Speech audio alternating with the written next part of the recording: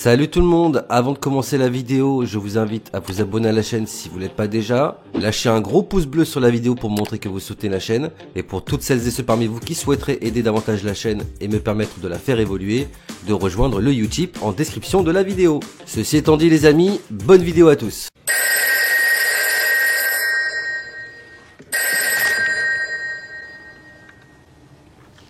Allô? Allô? Eh Macron, comment ça va? Bah pas mal. Ok.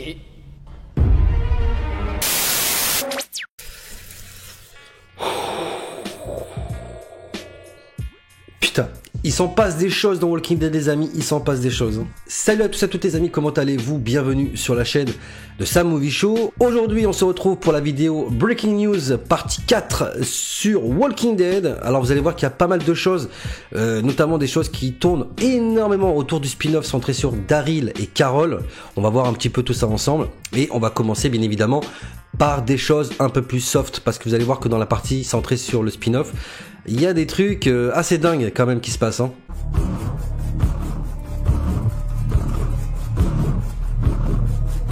Alors on va commencer tout de suite par Judith. Alors souvenez-vous, dans une vidéo précédente, je vous avais montré une photo qui pouvait possiblement teaser alors soit la mort, soit le fait que Judith pourrait être blessée, en tout cas en danger dans la troisième partie de saison 11.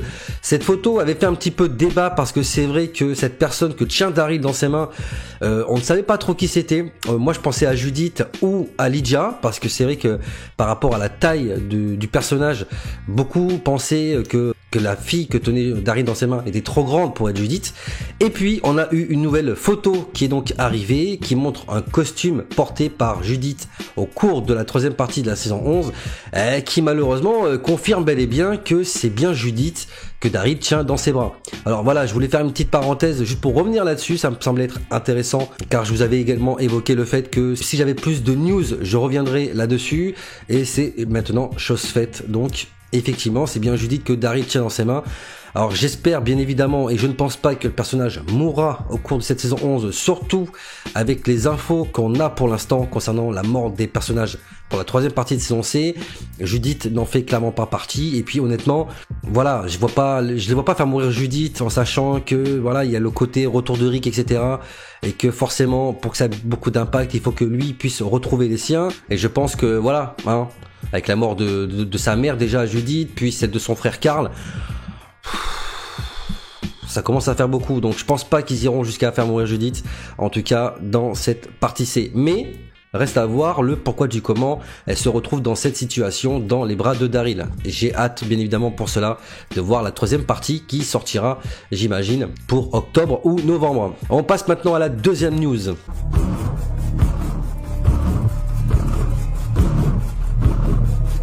Alors dans la deuxième partie de la saison 11 de Walking Dead, on termine avec un cliffhanger de Lance qui arrive à Oceanside pour possiblement faire un carnage. D'ailleurs on le voit par la suite dans le trailer de la troisième partie où on le voit en sang, ce qui pourrait éventuellement impliquer qu'il a massacré beaucoup de gens à Oceanside. Alors dans le cliffhanger, on ne voit personne d'Oceanside que l'on connaît hormis Rachel. Rachel, souvenez-vous, qui est la petite gamine qui taquinait à l'époque dans la saison 7 Tara, qui a beaucoup grandi maintenant bien évidemment et qui est plus ou moins devenue leader à Oceanside, étant donné que Cindy, qui est normalement censée être la chef de cette communauté, a complètement disparu des radars. On ne sait pas où elle est passée. Et on ne la voit pas non plus dans le cliffhanger. Ce qu'on ne voit pas non plus, c'est la présence de Luke, qui bien évidemment serait à Oceanside. De toute façon, je vois pas où il pourrait être d'autre que là. Et il serait en présence de sa nouvelle copine qu'il a rencontrée. Et d'après les informations que j'ai pu obtenir, la copine de Luke ferait malheureusement partie des personnages qui mourraient au sein d'Oceanside. Alors j'imagine bien qu'il n'y aura pas qu'elle, parce que déjà en termes d'impact, voilà, bon, même si ça nous embêtera pour le personnage de Luke qu'on apprécie bien évidemment, c'est sûr que émotionnellement parlant ça nous fera un peu chier pour lui, mais au-delà de ça, de faire mourir ce personnage là, donc qui est la copine, je ne sais même plus comment elle s'appelle, de Luke, c'est pour vous dire, nous personnellement ça va pas nous impacter. Je pense que ce qui serait fort, c'est que beaucoup de personnages meurent dans Oceanside, notamment Rachel, malheureusement, désolé pour elle, même si c'est un personnage que j'aurais aimé voir un peu plus. Mais ça pourrait également teaser le retour de Cindy qui, avec Luke, serait donc enclin à venger la mort des personnages d'Oceanside. La copine de Luke, bien évidemment, plus j'imagine certains personnages avec qui il se serait attaché. Et pour Cindy, elle voudrait clairement se venger de la mort des siens dans Oceanside et notamment de Rachel. Ce qui pourrait éventuellement ramener au devant de la scène certains personnages d'Oceanside qui, on va le dire, depuis leur arrivée sont complètement effacés parce qu'AMC ne sait pas quoi faire de cette communauté, ce qui est bien dommage. Parce que, vous savez, on clash souvent Oceanside et moi je suis pas d'accord avec ça dans la mesure où je pense que c'est une communauté qui avait beaucoup de choses à apporter, à montrer dans la série, mais qui n'a pas été mis en avant et exploité par les showrunners. Et je pense que c'est à eux qu'on devrait insuffler le problème en soi et pas de se foutre de la gueule de cette communauté qui, pour moi encore une fois, pouvait être intéressante et qui peut toujours l'être. Voilà, la série n'est pas terminée et Oceanside peut encore apporter quelque chose de bien et de nouveau dans la série. J'espère vraiment ne pas me tromper dans ce que je suis en train de dire parce que tout ce que je suis en train de vous dire là n'est purement que théorique et il n'y a rien de sûr et d'officiel. Mais j'aimerais bien le retour de Cindy en mode vengeance et complètement badass comme ça a été le cas lorsqu'elle s'est vengée des sauveurs au cours de la saison 9. Bon les amis, allez, on va passer au noyau dur, le spin-off sur Daryl et Carol et putain, il y en a des choses à dire.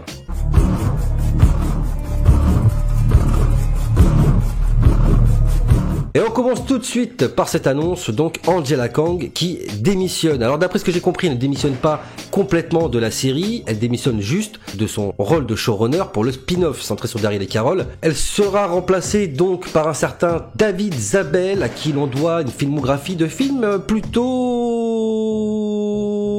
Ouais, c'est pas ouf en vrai. Hein. C'est de la merde. Non. C'est pas ouf du tout, ça pue un petit peu pour le spin-off. Après, bon... j'ai envie de dire, pour l'instant, ça sert à rien de critiquer tant qu'on n'a rien vu. De toute façon, quand on voit ce qui s'est fait avant, on peut aussi se dire que ça pourrait pas être pire. Hein, parce que honnêtement, la saison 10 par exemple et la première partie de saison 11, c'était quand même assez catastrophique quoi. Je parle même pas des spin-offs Fear the Walking Dead et World Beyond parce que là, je vais vous rendre dépressif, mais honnêtement... je sais pas si c'est une bonne nouvelle en soi.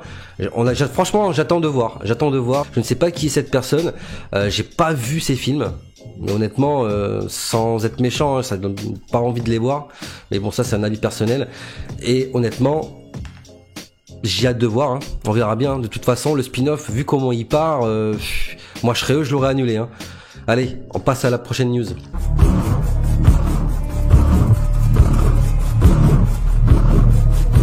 Le départ de Melissa McBride qui se retire du spin-off. Voilà, donc le spin-off sur Daryl et Carol ne devient plus qu'un spin-off sur Daryl tout court. Alors, dans les faits, je ne sais pas si le personnage de Carol sera remplacé par quelqu'un d'autre ou s'il partira à l'aventure en solo. Mais d'après ce que j'ai pu lire dans certains articles, on se tournera plus à mon avis vers quelque chose d'approchant Daryl qui partirait seul en expédition. Alors pour quelle raison ? Je ne sais pas du tout. Il y a beaucoup de fuites qui parlaient de l'Europe. Le spin-off de Daryl serait centré en Europe et donc le départ de Melissa McBride viendrait un petit peu de plusieurs raisons. J'ai vu pas mal de trucs circuler comme quoi elle serait en désaccord avec le scénario, qu'elle serait pas d'accord aussi avec le salaire, etc., alors que il en est tout autre. La raison, tout simplement, c'est que Melissa McBride, j'avais failli dire. C'est que Melissa McBride, et donc qui campe le rôle de Carol à l'écran, a tout simplement décidé de quitter en cours de route ce spin-off, tout simplement parce que 12 ans de série, elle en a peut-être un petit peu marre, elle a aussi envie de faire une pause, voilà, tout comme ça a été le cas pour d'autres personnages, comme notamment Andrew Lincoln, hein, qui joue Eric, qui est parti un peu pour les mêmes raisons, il a regretté par la suite, mais c'était trop tard, ce qui était fait, mais... ça peut arriver que des personnages qui sont là depuis longtemps aient envie de partir, et on peut les comprendre. Mais Melissa McBride, elle est là quand même depuis le début de la série, depuis 12 ans, je rappelle, et elle a peut-être aussi envie de faire une pause, de faire autre chose, et de s'occuper aussi un petit peu d'elle-même, et peut-être même de sa famille, de ses enfants, si elle en a, j'imagine. Enfin, je veux dire, c'est important de s'occuper de ses enfants. Regardez-moi ma fille, par exemple, hein, elle est fan de tout ce qui est réseaux sociaux. Bon, je m'en occupe bien, n'est-ce pas, chérie ? Bouge ton cul, bouge ton cul, bouge ton cul, ça fait des vues. Bouge ton cul, bouge ton cul, bouge ton cul, ça fait des vues. Bouge ton cul, bouge ton cul, bouge ton cul. Bon, elle, je l'ai adoptée, hein, ça compte pas vraiment comme une vraie fille. Bon, on rigole, mais honnêtement, on va pas se mentir, il est vrai que il y a des fois des moments où t'as envie de relâcher un petit peu la pression. je voudrais revenir par rapport à ça sur le fait que, encore une fois, les fautifs réels dans tout ça, c'est les chargés de communication de la série. Parce que ça fait plus d'1 an qu'on nous le tease, le spin-off sur Daryl et Carol. Donc, si on enlève le fait déjà que c'est complètement débile parce que ça nous spoil beaucoup de choses et ça nous enlève le charme à nous spectateurs des épisodes que l'on regarde au jour d'aujourd'hui, dans la mesure où si des personnages comme Maggie, Negan, Daryl et Carol ont des spin-offs après la fin de la série, ça veut dire que on sait qu'il va rien arriver, qu'ils vont pas mourir, etc., etc. Et Jeffrey Dean Morgan lui-même a dit que c'était n'importe quoi en fait d'annoncer aussitôt les spin-offs parce que ça spoil, ça tease, etc. Au final, il fallait pas l'annoncer aussitôt. Voilà, il fallait pas l'annoncer aussitôt. On l'aurait su là maintenant que peut-être, et encore même en le sachant maintenant, je trouve que ça aurait été trop tôt parce que la série n'est pas encore terminée. Mais surtout, ça t'aurait mis à l'abri de choses comme ça parce que t'es pas à l'abri qu'à tout moment l'acteur décide de quitter parce que il en a marre en fait, qu'il veut se poser, qu'il veut faire autre chose. Et puis, je pense que peut-être il est possible aussi que le scénario éventuellement ne plaisait pas forcément à Carol. Peut-être après qu'ils ont essayé de la faire venir avec en lui proposant plus de sous, etc. et qu'elle a dit non, ça me correspond pas. Et que les gens ont peut-être mélangé un petit peu toutes les infos. Mais au final, les raisons du départ de Melissa McBride, c'est celle-ci. Et pourquoi je vous dis ça ? À cause de ça.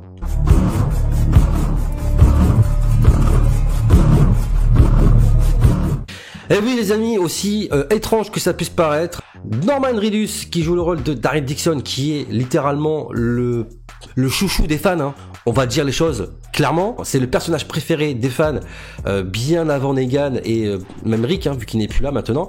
Voilà, c'est le chouchou. Eh bien, certains ont réussi à s'en prendre à lui, quoi. C'est hallucinant. Il y a une rumeur qui a circulé comme quoi Melissa McBride aurait quitté la série à cause de Norman Reedus et de son comportement, je cite, sur le plateau de tournage. Donc, suite à ça, des fans du personnage de Carol dans la série sont montés au créneau et ont commencé à insulter, menacer et harceler Norman Reedus, qui l'a très mal vécu, et ce qui est tout à fait normal. Tu peux être un total random comme la plus grande des stars, se faire harceler, et surtout pour des raisons qui sont pas justifiées en plus, ça peut éventuellement te perturber, et ce qui est tout à fait compréhensif. Il a fallu notamment que Jeffrey Dean Morgan monte au créneau en dénonçant des comportements toxiques de la part des fans, clairement abusifs, et surtout d'avoir un démenti de la part d'AMC lui-même, qui a été obligé d'annoncer au grand public les vraies raisons du départ de Melissa McBride pour que les insultes et les harcèlements cessent. Et je trouve ça scandaleux, et c'est pas la première fois que les fans sont comme ça, et pas que dans Walking Dead. Moi je me rappelle par exemple dans la saison 7 quand le personnage de Tara avait été donc écarté un petit peu de la série parce qu'elle était tombée enceinte. Elle s'était mangé un shitstorm énorme d'insultes parce qu'elle avait pris du poids. Alors désolé de vous l'apprendre, mais oui, les femmes quand elles sont enceintes, elles prennent du poids, qu'elles perdent ou non, j'ai envie de dire, ça ce n'est pas quelque chose d'important. Et peu importe la raison qui fait que certaines femmes peuvent prendre du poids, qui vous êtes pour aller l'insulter, quoi, ou se moquer de son physique. La prise de poids n'est pas, pour la personne qui le vit, forcément quelque chose d'agréable. T'as pas besoin en plus d'aller l'insulter, quoi. Donc je trouve ça scandaleux, Vous êtes des pitres.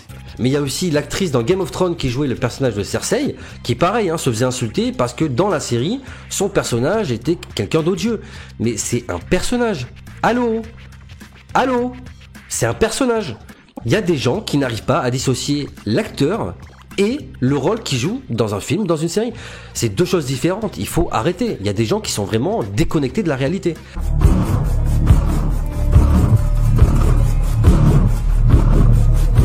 Enfin bref, voilà les amis pour les informations. Alors en concernant le spin-off, encore une fois, il y a beaucoup d'annonces qui parlent de l'Europe. Donc Melissa McBride qui disait qu'elle ne pouvait pas aller en Europe parce que c'était une question de logistique. Elle pouvait pas se déplacer non plus là-bas. Pourquoi l'Europe d'ailleurs, c'est une question qu'on peut se poser et je finirai là-dessus. Alors c'est vrai que quand on nous parle d'Europe, moi je pense tout de suite à la logistique, au budget, parce que je sais pas si vous imaginez, mais pour se taper tous les kilomètres pour aller tourner en Europe, c'est quand même un sacré budget. Quand on voit le budget qui est mis dans la série au jour d'aujourd'hui, j'ai beaucoup de mal à croire qu'ils vont aller se déplacer réellement en Europe pour tourner. Si c'est le cas, tant mieux. Si c'est le cas, tant mieux. Ça prouvera que ils ont enfin compris qu'il faut mettre un peu le pognon là où il faut et nous montrer des bonnes choses. Je pensais notamment à la même chose pour le spin-off sur Maggie et Negan à New York. Est-ce qu'ils tourneront vraiment à New York? Parce que là aussi, en termes de logistique et de budget, c'est pharaonique. Parce que pour tourner dans une ville comme New York, il faut quand même pouvoir avoir l'autorisation de bloquer des rues. Et je sais pas si vous imaginez le pognon que ça coûte de faire ça. Parce que c'est New York, hein. On parle pas de Saint-Ernestine de Louvois, dans le Pas-de-Calais ou je sais pas où là. Hein, ou de je sais pas quel bled, au fin fond de la Dordogne. Là, on te parle de... Non, je ne critique pas la Dordogne. J'adore cette région. Hein. C'est pour vous donner un ordre d'idée, hein, qu'entre New York et un bled paumé dans la forêt, il y a deux... Oh puis merde. Bref, ce que je veux dire par là, c'est qu'il faut du budget, honnêtement. Quand on nous montre encore une fois ce qu'on nous montre dans la série, je n'y crois pas trop. Mais il y aurait certaines logiques. Voilà, déjà par rapport à Daryl, on sait que sa femme elle est allemande. Après je sais pas si elle réside là-bas, mais pourquoi pas. Il y a aussi World Beyond, hein, rappelez-vous, qui parle de la France, qui serait à l'origine peut-être du virus. Merci les Américains. En tout cas, de ce que j'ai compris, il y a un lien avec la France, parce que j'ai pas vraiment vu la saison 2 pour l'instant, mais j'ai vu quelques vidéos qui en parlaient, et notamment de cette écriture où il y a marqué les zombies sont nés ici ou un truc comme ça. Donc il y a un lien entre le virus et la France. D'ailleurs Jenner en parlait également dans la saison 1 que les chercheurs français étaient les premiers à avoir trouvé quelque chose, etc. par rapport à l'origine du virus, ou un truc comme ça en tout cas. Et puis aussi une chose qu'on n'évoque pas et qui pourrait fondamentalement avoir un lien avec Rick, bah, c'est l'Espagne. Alors pourquoi l'Espagne? Eh ben pour son frère, le frère de Rick dans les comics, qui est donc situé en Espagne et qui peut-être, pourquoi pas, pourrait avoir un rôle très différent du comics dans la série. Il pourrait avoir un rôle important. En apprenant que son frère était en vie quelque part, il aurait fait venir avec lui. Et puis surtout les amis, ça pourrait aussi expliquer pourquoi, depuis sa survie, Rick n'est jamais revenu auprès des siens. Bah oui, s'il est en Espagne, c'est déjà un peu plus compliqué de revenir que s'il est à New York par exemple. Enfin, ça c'est ma théorie, dites-moi ce que vous en pensez bien évidemment dans l'espace commentaire de la vidéo. Donc, je pense que j'ai fait le tour des petites news pour la série. Alors bon, pour l'instant il n'y a pas énormément de choses bien évidemment, mais je reviendrai vers vous si j'ai d'autres news concernant les spin-offs ou la fin de la saison 11. Alors je remercie encore une fois bien évidemment la page Facebook Walking Dead Universe pour les informations que je peux obtenir sur l'univers de la série, et bien évidemment Stéphanie qui me donne énormément de news. Donc voilà, merci à vous pour pouvoir me permettre de proposer ces vidéos à vous, mes abonnés. Donc dans les commentaires de la vidéo, dites-moi ce que vous pensez un petit peu de ces informations, de ces news. Quels sont vos avis et vos théories concernant le spin-off ou même sur la fin de la saison 11. Et puis, dans l'espace commentaire de la vidéo, dites-moi, est-ce que vous êtes encore hypé par les spin-offs qu'il va y avoir autour de la série. La vidéo est à présent terminée les amis, j'espère que celle-ci vous aura plu. Si c'est le cas, n'hésitez pas à vous abonner à la chaîne si vous ne l'êtes pas déjà. Lâchez un gros pouce bleu sur la vidéo pour montrer que vous soutenez la chaîne. Ça me ferait un kiff énorme et ça aide pour le référencement. Je rappelle bien évidemment à celles et ceux parmi vous qui verront cette vidéo que si vous voulez soutenir la chaîne pour lui permettre d'évoluer, vous pouvez le faire grâce au lien YouTube disponible dans la description de la vidéo. Je remercie bien évidemment les personnes qui m'ont déjà soutenu et celles qui parmi vous iront par la suite. Dans la description de la vidéo, vous pouvez également trouver les liens vers tous mes réseaux sociaux pour ceux qui voudraient me parler en message privé. Et comme d'habitude, n'oubliez pas d'actionner la cloche des notifications pour ne rater aucune prochaine sortie vidéo de la chaîne. Quant à nous les amis, on se dit à très bientôt pour de prochaines vidéos. D'ici là, portez-vous bien, prenez soin de vous et des autres. À la prochaine. Big up.